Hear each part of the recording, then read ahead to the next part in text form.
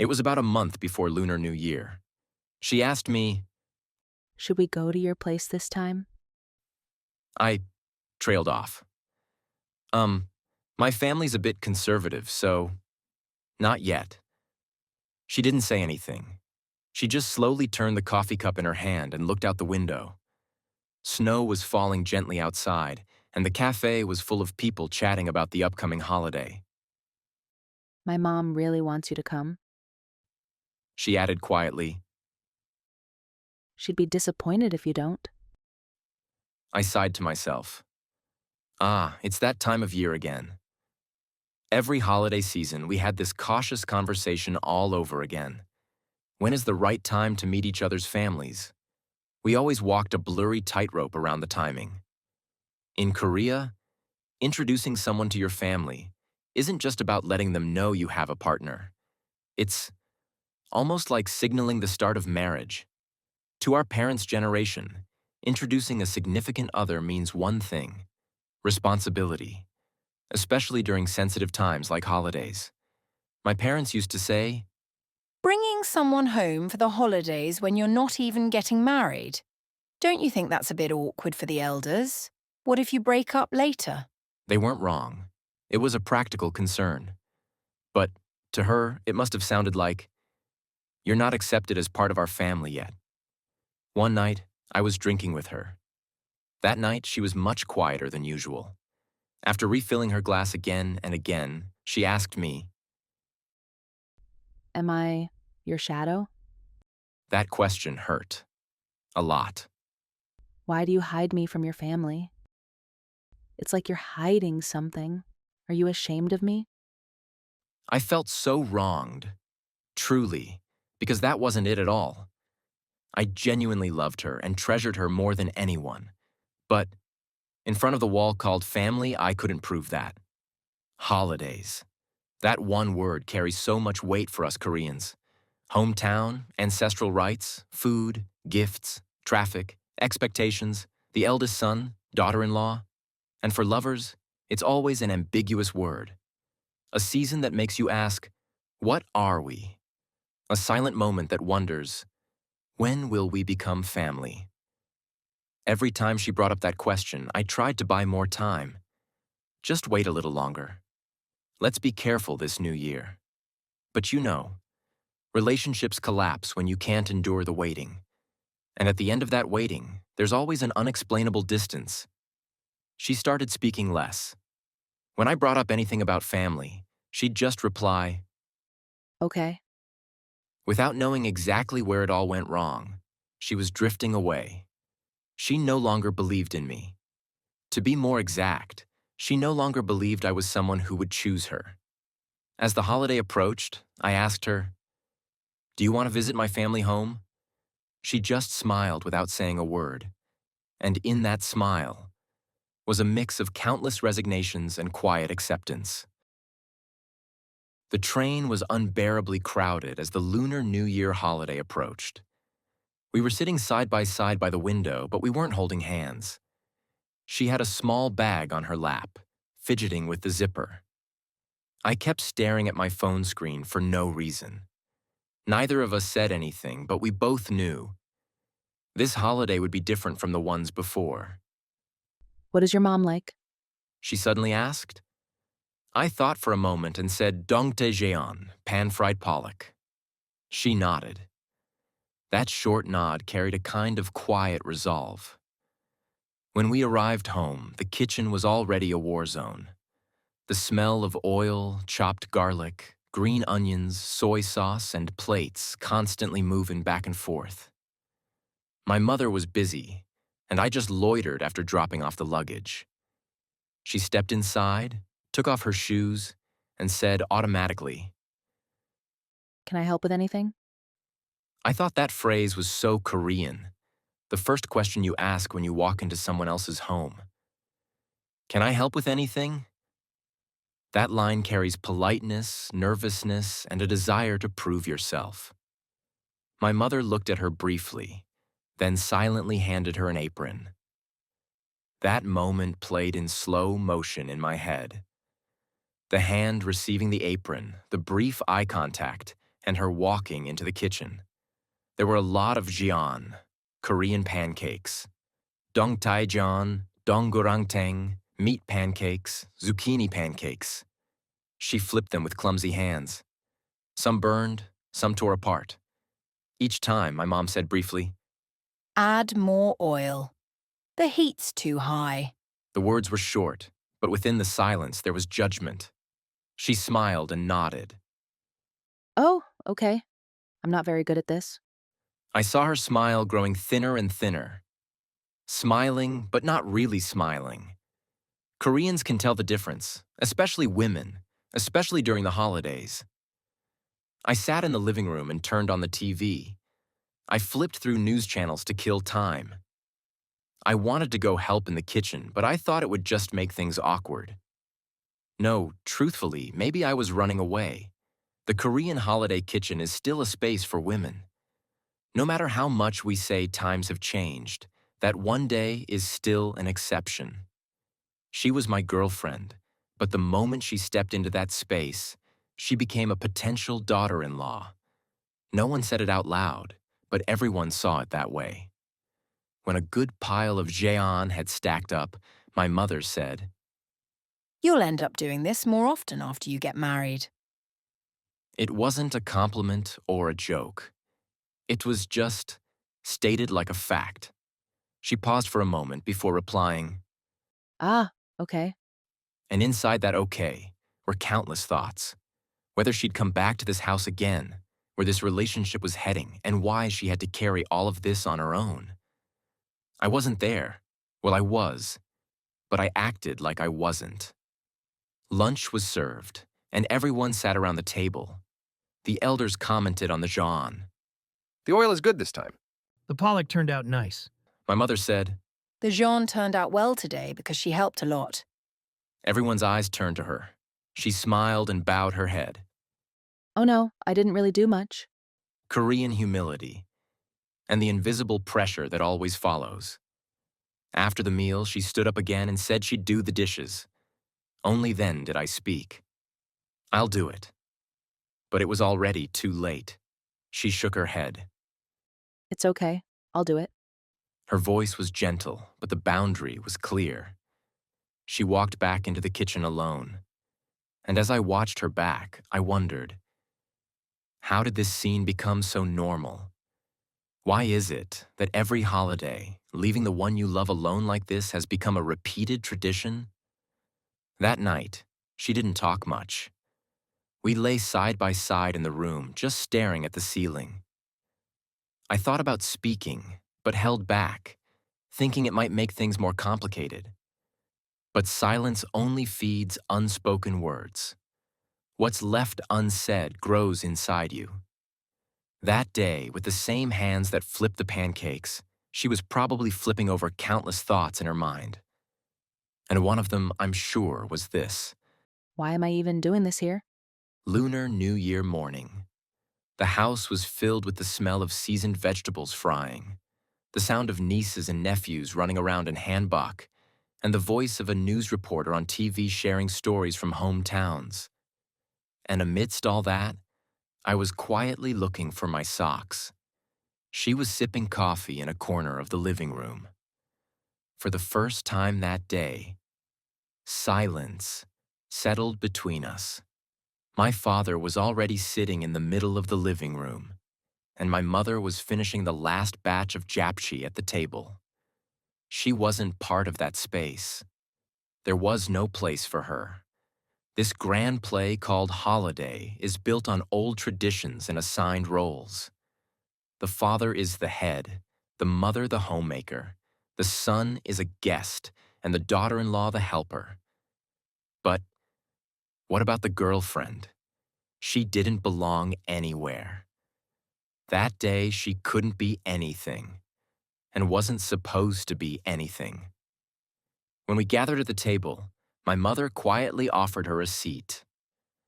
Here, sit next to me. She smiled and nodded, awkwardly spooning some vegetable side dishes.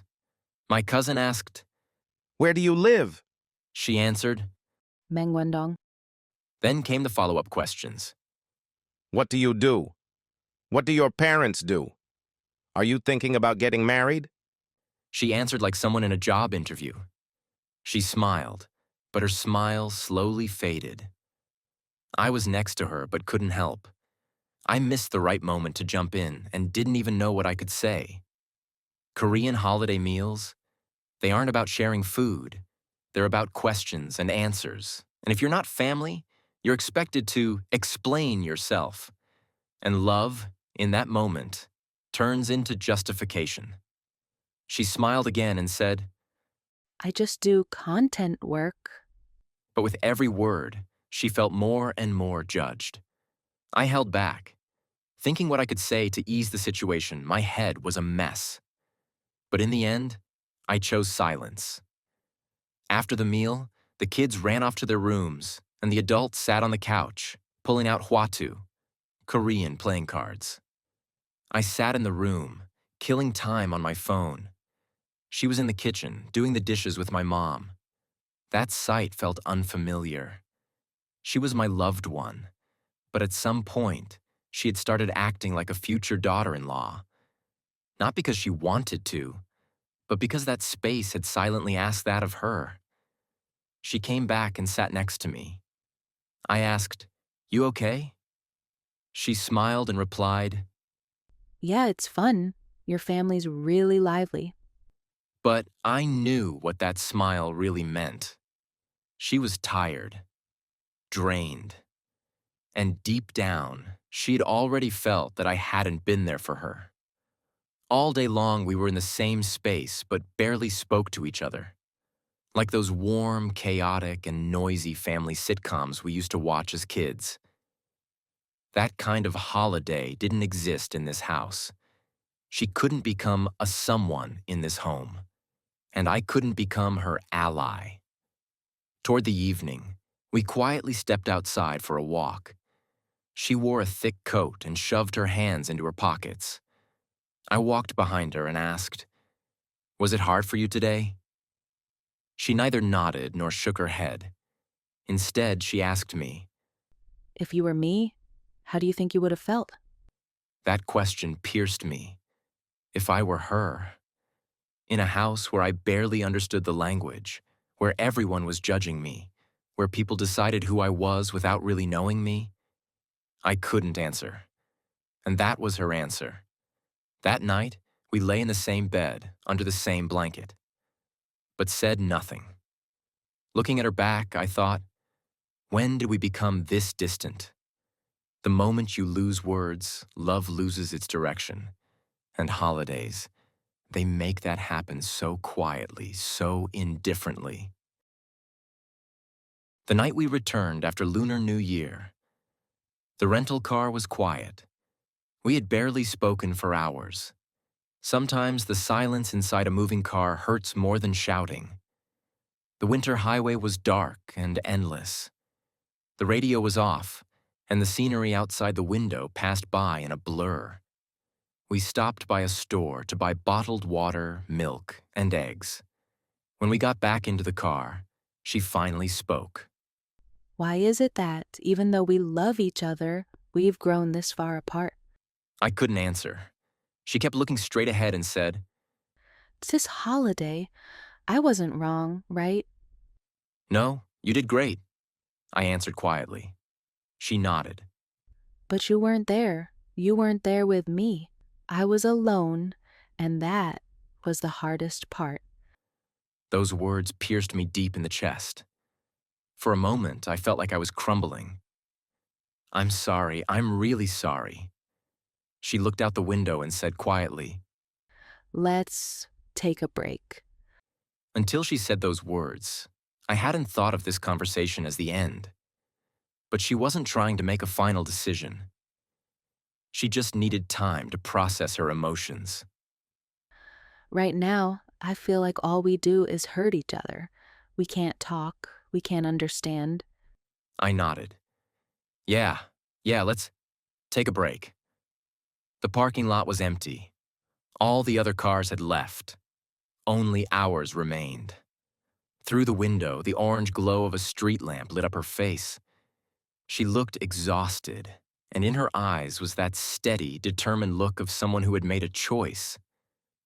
"Should we not contact each other?" I asked. She thought for a long time, then answered, No, that'd be too lonely. Just let's give each other some space to breathe. I felt slightly relieved at that, because it wasn't a severing, it was a letting go.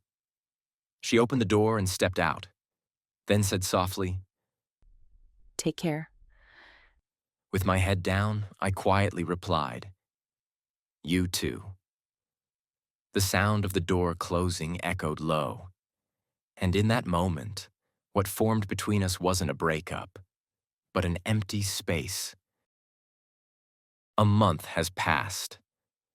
The month after Lunar New Year felt unusually long. We hadn't completely cut things off.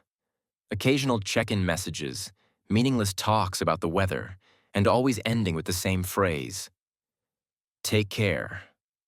It sounded considerate, but really, it was a mutual agreement not to check in on each other's hearts. As if poking at it might make it all fall apart. We were cautiously keeping our distance. We were spending time in a space where we no longer existed. It was a weekday afternoon. I had just left the office and was about to get coffee when my mom called. Have you eaten? As always, a routine, uneventful call. I answered automatically. "Yeah, just something quick near the office." She paused for a moment, then casually asked. How's that girl doing these days? At that moment, it felt like time stopped. I halted mid-order and stepped aside from the counter. Are you still in touch with her? Her voice sounded no different than usual, not cautious, not sharp, and that made it even harder. I took a breath and replied, "We've been spending time apart lately." She didn't respond right away. A few seconds of silence. Through the phone, I felt like I could hear her collecting her thoughts. Did you two fight? No, we just both needed space. She let out a soft sigh, and that sigh felt unusually long. Then you should have treated her better. I had no reply. She continued. To be honest, I liked her. That was so unexpected I just stood still. Out of everyone you've brought home, she was the first one who quietly did her part. She didn't talk too much, didn't try to stand out, just did what needed to be done. She let out a small laugh. You know I don't give compliments easily, right? I did, which made it even harder to believe. When she was frying the Jeon, she was fast. She even did the dishes without being asked, and didn't make a big deal about it. That image came back to me. Her quietly putting on the apron, standing in front of the sink. And back then, I had dismissed it as just normal. My mom went on. I didn't say anything because I was shy, but I thought she'd be a good fit for our family. That sentence hit me deep in the chest. So what happened? She asked gently. After a long pause, I answered, "I didn't stand by her." She said nothing. Then after a short silence, she said, Then that's it. "Mom?" A woman can't stay in a house where no one's on her side. That wasn't a scolding. It wasn't even comfort. It felt like a quiet conclusion from someone who had lived life. Even after I hung up, I stood there for a while. My coffee had gone cold, and my phone screen had gone dark. All the moments she had struggled, all the words she had held back, and all the choices I hadn't made. They all seemed to be summed up in my mother's one sentence. A woman can't stay in a house where no one's on her side. That night, I kept writing and erasing messages. "How have you been?" "I miss you." "I'm sorry." None of them felt complete, but one thing became clear. This time, I wouldn't stay still. Before my family, I would choose to be on her side. That night, I made up my mind. This time, I won't run away. When I arrived in front of her house, I hadn't prepared anything to say. The words I had practiced dozens, no, hundreds, of times in my head all vanished the moment I stood at her door. In my hands were 2 cups of coffee, from the cafe she used to love. I wasn't sure what meaning that held, but still, I didn't want to come empty-handed. Right before I rang the bell, my hands were shaking. That tremble showed just how scared I was. After a moment, the door opened. She looked surprised to see me. Why are you here? I couldn't find the words at first, so awkwardly held out the coffee. Iced vanilla latte. Only half ice. She took the coffee, but her heart hadn't opened yet. Isn't this a bit sudden? You didn't even reach out for a month. I nodded quietly. Yeah, I know, but can I talk for a bit? We sat facing each other in the living room. She quietly sipped her coffee, and I slowly began to speak. I talked to my mom. She brought you up. She looked surprised. I continued. She said she liked you. She looked skeptical.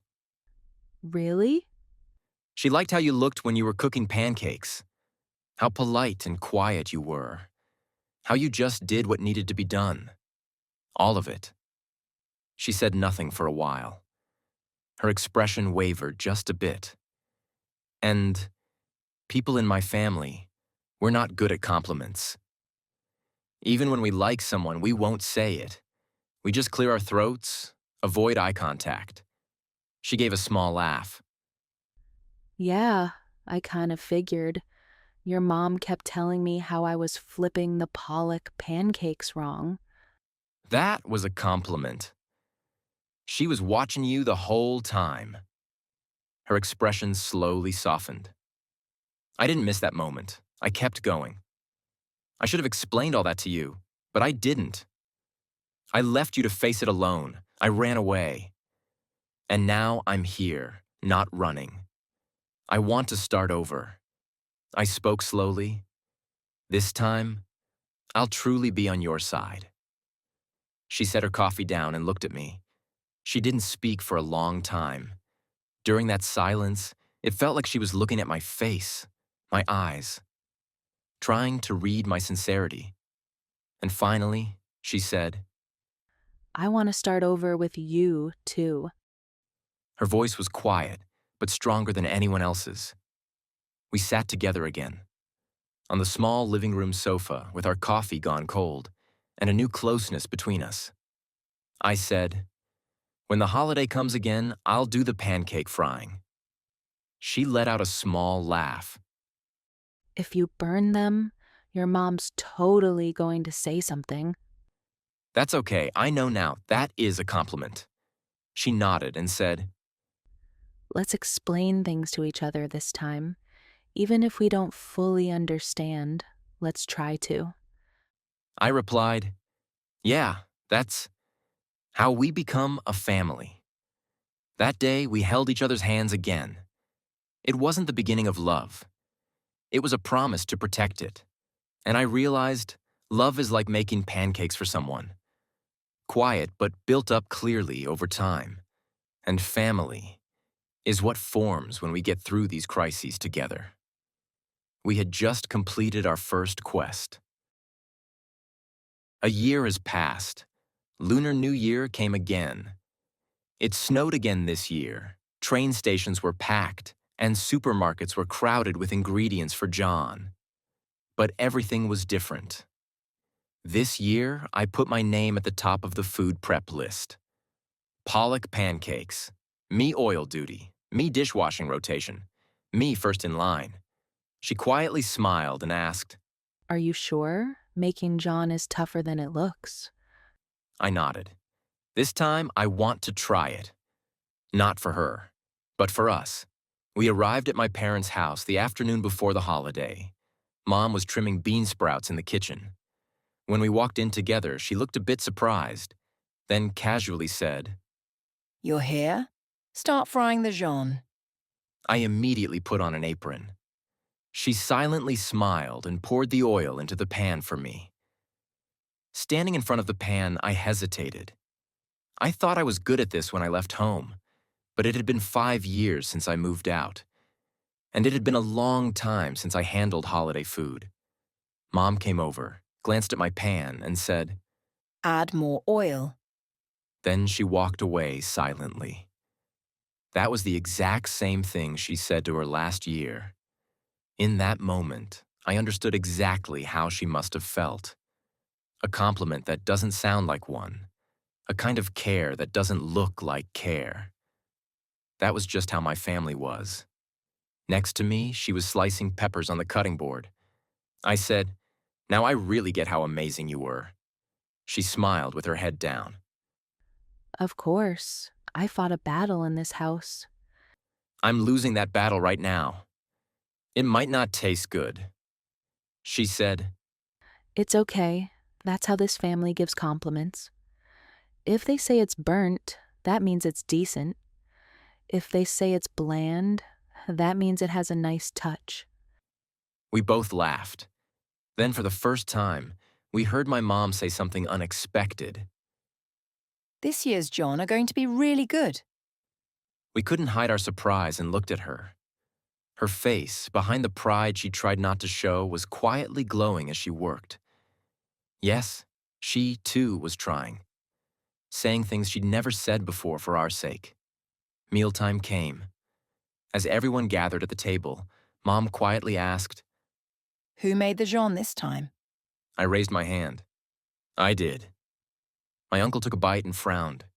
Huh? The shape looks a bit off. But the seasoning's good. She glanced at me with a smirk. I raised my eyebrows. That counts as praise, right? She nodded. I didn't know if my cooking actually tasted good, but one thing was clear. Her face was brighter than last year. And that was all that mattered to me. After the meal, we did the dishes together. I wore the rubber gloves. She dried the dishes with a towel. Mom came into the kitchen and said quietly, From now on, you two handle everything. I'm stepping back now. I nodded and replied, we'll take care of it from now on. She looked at me as I said that. In her eyes were trust, relief, and a little emotion. That night, we sat quietly in the living room drinking tea. A predictable holiday variety show played on the TV, and snow was falling again outside. I asked her, how was this year? She said, Much better than last year. I didn't feel alone. I reached out my hand. She took it. Let's fry the Jeon together, do the dishes together, feel awkward together, get tired together. She laughed. It's okay if we don't keep a promise like that forever. But we'll still try, right? Of course. In that moment, I realized love isn't made by two perfect people, but by two who keep trying, even if they're clumsy. And holidays are the quietest yet clearest stage where we confirm that effort. Several years have passed. We were still together, and the holidays still came around every year. The highways were still jammed, the supermarket still crowded, and the oil still splattered. But this year's holiday felt a little different. We made Jeon together. Now, with practiced hands, we gently flattened the pollock fillets, dipped them in egg wash, and laid them on the pan. She stood next to me, slicing peppers on the cutting board, and said, You're better at frying Jeon than me now. I chuckled. Well, I'm the heir of this family's cooking skills. She silently nodded. In that nod, there was time, memory, trust, everything. My mom had taken a step back. She no longer nitpicked everything. Instead, she watched us from a distance and quietly nodded. Then she said, The holidays are a little easier now. there was something bittersweet about those words. The weight of holidays. Something I never understood as a child. I now realized we were beginning to share. She stepped out of the kitchen for a moment and sat beside my mom. Mom whispered to her. You're the best at Jeon now. She looked surprised. Really? Mom turned her gaze and replied. I just didn't say it. I did it last year. In that moment, I felt it. I had finally adapted to this family's way. where praise comes from behind your back, affection is never spoken, and love is delivered in blunt words. And that way of being no longer felt unfamiliar. That year, a new niece was born. My cousin's baby. She couldn't talk yet, but sat quietly observing everyone. In front of her, we fried Jeon. I said with a grin, "Watch closely. This is your uncle's legendary Jeon-making skill." She laughed and said, "An legendary burnt smell, more like." I intentionally burnt one piece and placed it in front of the baby. This is how grown-ups do it. We laughed, and the baby laughed with us. Holidays are still noisy, chaotic, exhausting, sometimes frustrating, full of unspoken tension, and they leave your back aching on the ride home. But even after going through all that, we find ourselves sitting here year after year. Because within it all, there is us. Love is not about mastering how to fry Jeon. It's about becoming someone who's willing to stand next to you in the kitchen. There were moments we didn't understand each other, moments we failed to protect each other, but we made it through those times. And now, we want to be that kind of person for someone else. Someone who stands beside you in silence. Someone who shields you from oil splashes. Someone who won't mock your mistakes, but simply says, "You did great." After frying the last piece of Jeon, I asked her, "How would you rate this year's Jeon?" She smiled softly and said, Out of 100, I'd say 82. Surprised, I asked, "What? What's missing?" She slowly answered, I left a little room so our son can fry the perfect one someday. I laughed. The holidays continued, and so did our love. Korean holidays aren't just a festival of food and manners. They're a drama where people and emotions collide. And within that, a family is made,